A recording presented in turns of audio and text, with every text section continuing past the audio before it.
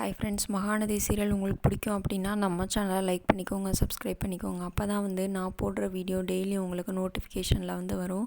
நீங்களும் எல்லா எபிசோடில் என்ன நடக்குது அப்படின்றத மிஸ் பண்ணாமல் பார்க்க முடியும். சரி வாங்க ஃப்ரெண்ட்ஸ், இன்றைக்கி மகாநதி சீரியலில் என்ன நடக்குதுன்னு பார்த்துடலாமா? ஆமாங்க, எல்லாருமே ஹாஸ்பிட்டலுக்கு வந்துடுறாங்க. விஜய்க்கும் காவேரிக்கும் ஆக்சிடெண்ட் ஆனது எல்லாத்துக்குமே தெரிஞ்சுட்டு எல்லாருமே ஹாஸ்பிட்டலுக்கு போயிடுறாங்க. விஜயும் காவேரியும் போய் பார்க்க முடியுமா அப்படின்னு கேட்கும்போது, இல்லை அவங்களெல்லாம் பார்க்க முடியாது, அவங்களாம் இப்போ ஐசியூ வார்டில் இருக்காங்க, அவங்களெல்லாம் கண்காணிச்சிக்கிட்டே இருக்கணும், அதனால் யாருமே உள்ள அலோவ் பண்ண மாட்டாங்க. 2 குடும்பமே உட்காந்து அழுதுட்ருக்காங்க. காவேரியோட அம்மா பேசிக்கிட்டே இருக்கும்போது திடீர்னு மயக்கம் வந்துடுது. அதனால் காவேரியோட அம்மா ஒரு பெட்டில் சேர்க்குறாங்க.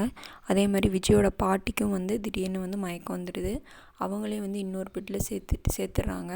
அதுக்கப்புறம் 2 பேருமே கண்ணு முழிச்சு கேட்குறாங்க, என்னாச்சு, காவேரியை பார்க்க விட்டாங்களா, விஜயை பார்க்க விட்டாங்களா, குழந்தைக்கு என்னாச்சு, அந்த மாதிரி கேட்குறாங்க. இல்லை இன்னும் யாரையுமே பார்க்க விடலை அப்படின்னு சொல்லி சொல்கிறாங்க. அதுக்கப்புறம் இன்னொன்று என்ன சொல்கிறாங்கன்னா, பார்க்கலாம், காவேரிக்கு நினைவு திரும்புது, நல்லா இருக்காளான்னு பார்க்கலாம், அப்படி இல்லைன்னா குழந்தைய ஆப்ரேஷன் பண்ணி வெளியே எடுத்துடலாம் அப்படின்னு சொல்லி டாக்டர் சொல்கிறாங்க.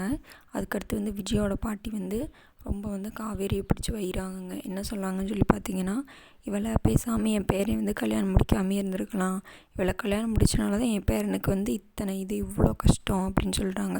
அதுக்கடுத்து போலீஸ்காரவங்க விசாரிக்கிறாங்க. விசாரிச்சுட்டு என்ன சொல்கிறாங்கன்னா, இந்த ஆக்சிடெண்ட் உண்மையான ஆக்சிடெண்ட் மாதிரி தெரியல, யாரோ பிளான் பண்ணி மர்டர் பண்ண மாதிரி தான் தெரியுது அப்படின்னு சொல்லி விஜய் யோசிக்கும்போது, இது பசுபதியோட வேலையாக கூட இருக்கலாம் அப்படின்னு சொல்லும்போது, விஜயோட பாட்டி ரொம்ப காவேரி பிடிச்சி பயங்கரமாக திட்டுறாங்க.